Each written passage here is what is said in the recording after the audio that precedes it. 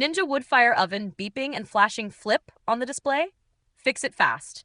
This isn't an error.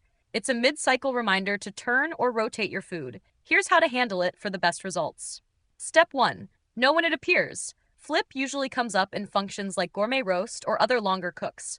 The oven pauses the timer for about 30 seconds while it waits for you to act. Step 2. Decide if you need to flip. Flipping or rotating is optional, but it helps even out browning and texture, especially with thick cuts of meat, fish fillets, or tray bakes. If your food is already cooking evenly, you can ignore it and the timer will resume. Step 3. Use the right tools. Always wear heat-safe gloves or use long-handled tongs to protect your hands from hot air and surfaces. I've linked the glove set I use below.